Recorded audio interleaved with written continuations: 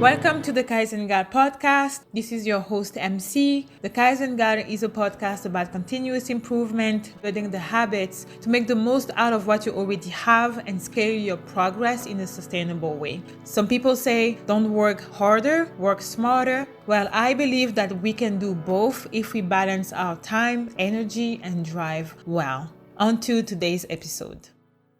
In the first two episodes of this 5-part series, I talked about paying yourself first and paying down debt, or like I like to say it, managing debt. Because debt, if managed well, can be healthy, in my opinion. Again, I'm not a financial advisor. I'm just telling you how I've seen debt going from being a negative thing to get rid of to being something useful and healthy to manage well. Today, I'm shifting gears a little bit and I want to talk about spending. And no, it is not sacrilegious to spend money. We have to spend money at some point or the other to live, to survive, but we can spend money in much smarter ways or just in smart ways in general. Specifically today, I am talking about loyalty programs. I am part of numerous loyalty programs, and a large number of us are actually part of these programs as well. Reports say that North Americans have an average of 13.5 loyalty cards in their wallet or portfolio. 13.5, might as well round it up to 14 loyalty cards. So, a quick rundown of how loyalty programs work. There are different ways to accumulate points or dollars. You can buy goods or services, pay for goods or services with a linked debit or credit card that is attached, that is linked to a loyalty program. You can just show the loyalty card when you do a purchase. And so regardless of the purchase of the payment card that you use, you are accumulating points. You can also install a tracking plugin in your browser, which partners with different online stores to give you cash back on confirmed transactions. So in my case, I'm using Ebate, that is now called Rakuten, from the Japanese company. And other people are using Honey and other things like that. And you can also just buy goods, pay for goods or services with a customer account. So you create an account on the platform, or you could create an account when you go at the store. And every time you buy something, you accumulate points or dollars. You have also different ways to spend or redeem those points and dollars.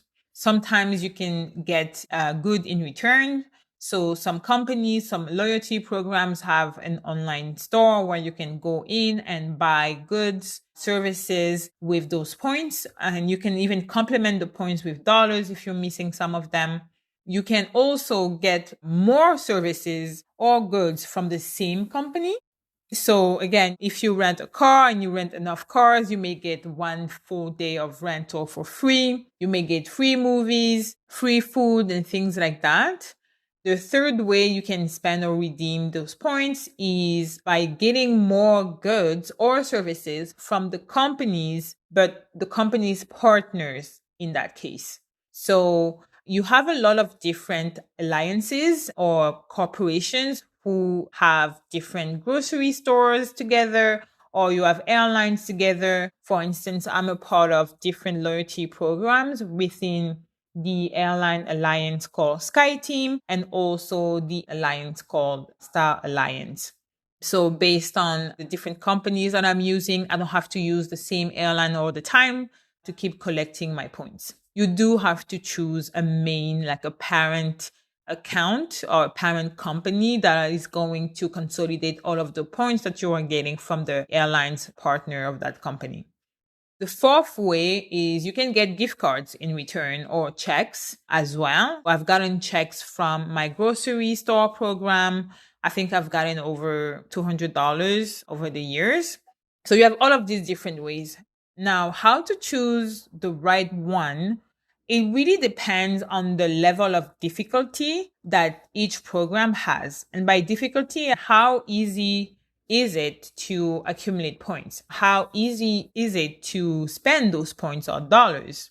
This is going to influence the level of difficulty. It's going to influence the speed at which you can accumulate enough points. So first, it's going to dictate how many points you can accumulate. It's going to dictate the speed at which you can accumulate them. And it's also going to dictate how often you're going to be able to redeem those points. And these 3 levels of speed actually play a big role in how you will maintain your status within the program or how you will level up your status within the program.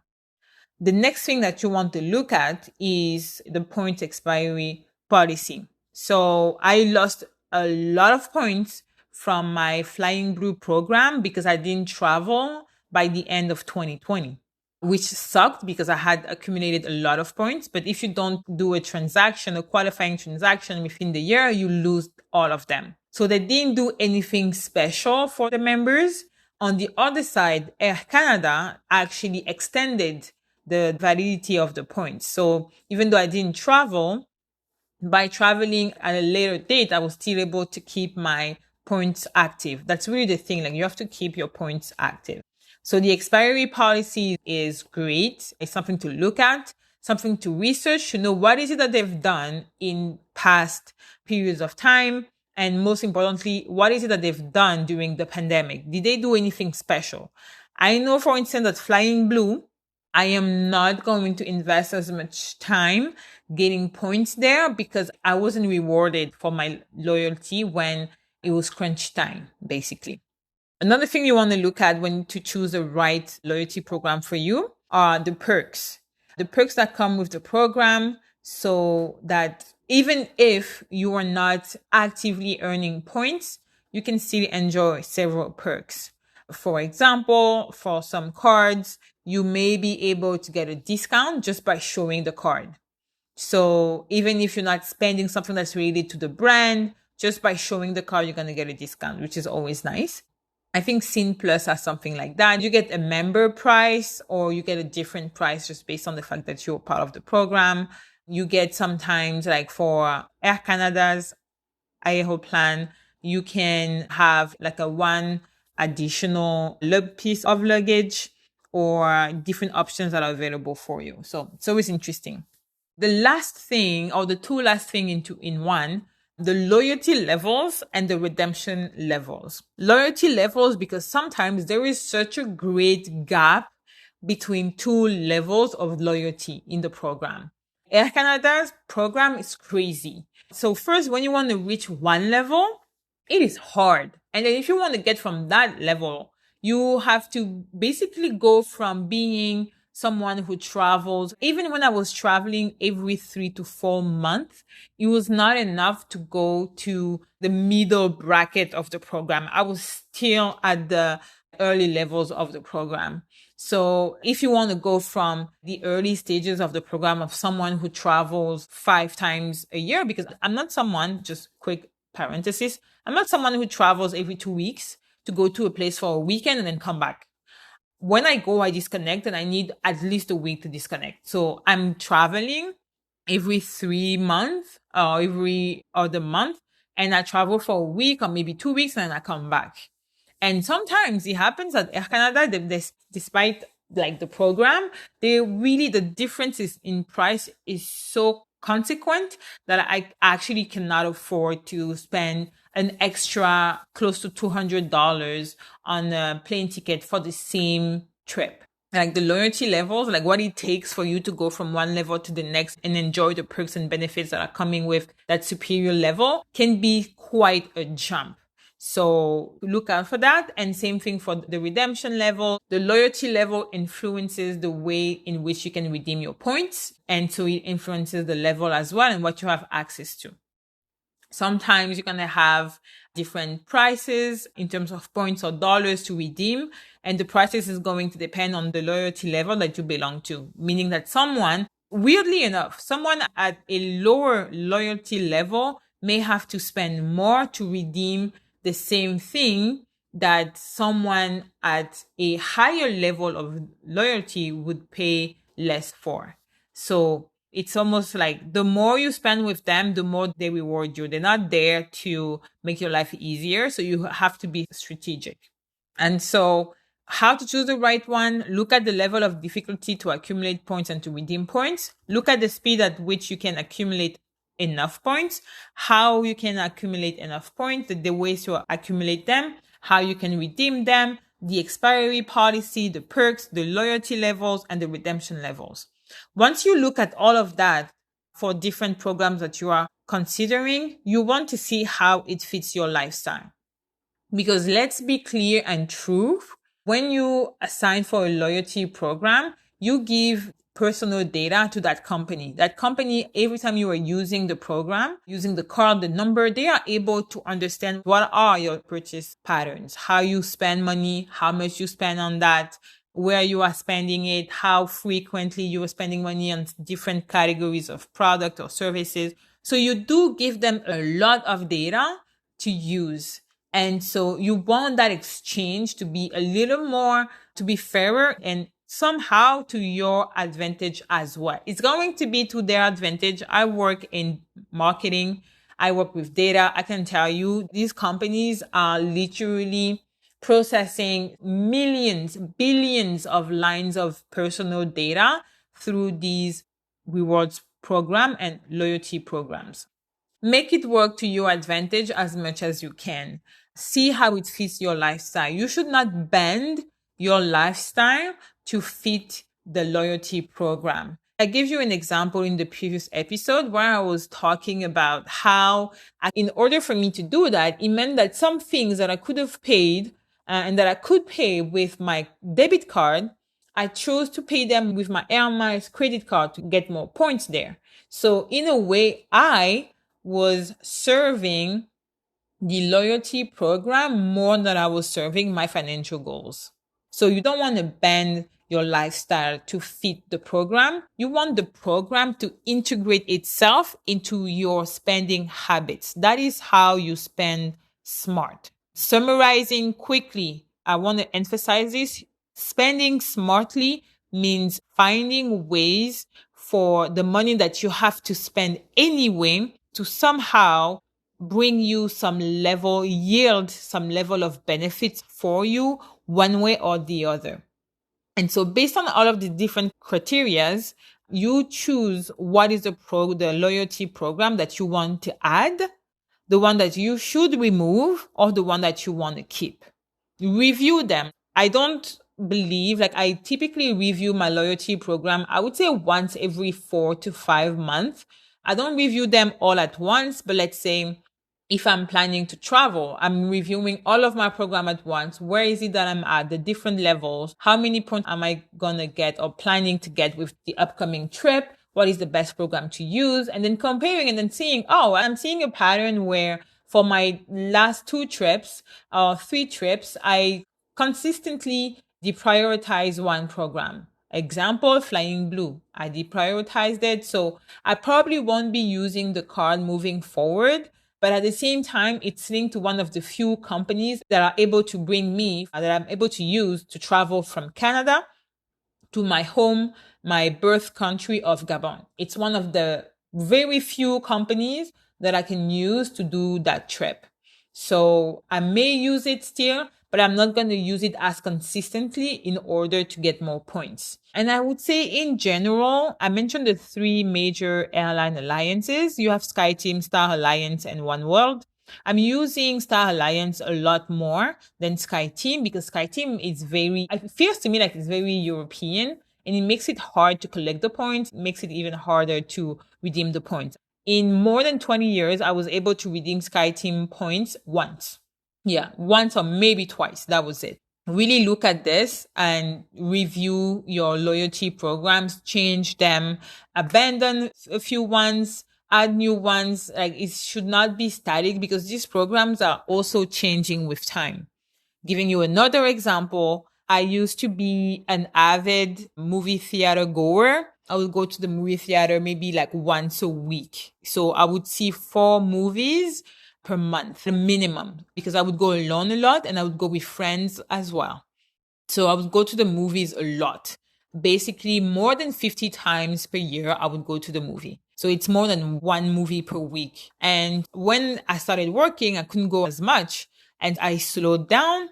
But on the opposite end of that, the scene program really changed. Before it was 1,000 points to redeem any movie of your choice. And then you got 1,000 points to 1,250 points to redeem a movie. And then they introduced different levels where, depending on the movie that you wanted to see, the format, if it was IMAX, Ultra AVX, or 3D, you had to redeem more points. And now they are making it so that depending on the day of the week that you are redeeming your points, you need more points to redeem the same movie. So it's getting more and more difficult to earn points when you're using your SIN card. But they're also more present and active with grocery stores. So lately we are in May or in June, they announced that they would be partnering with IGA. Yes, the grocery store, and Sobeys as well, where you'll be able to redeem. So they're trying to evolve the program, but it's leaving, I find, some of us like old timers in the dust behind, the dust of their past. Definitely something we want to do. So everything that I talked about, like a quick rundown of how the program works and the things that you want to look at to choose the right program, are all going to be broken down in the description box. I'm not going to go into details as much in the description box as I am doing now, but it gives you just a gist of what to look for. In a nutshell, the loyalty program should serve you and not the other way around, because you're already serving them in some way by giving away your data. Okay. Now, my own experience, I've been able to get a few things that were very valuable from loyalty programs.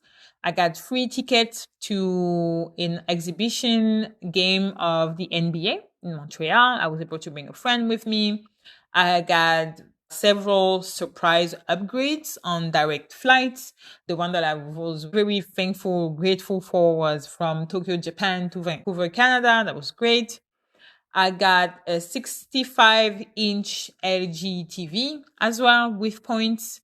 I've gotten so many Starbucks drinks and treats. An example of just because you're a member, you get something for free. Starbucks, for your birthday, you get a free drink of your choice. I think it's a free drink or a free treat of your choice. So whatever you want to have. That's typically the day where I get like a venti white mocha with one extra shot of espresso and with very fancy milk. That's my one day of the year. Or at Sephora, you get to choose, without purchase, you get to choose between 2 to 3 different gift sets as well, which are great.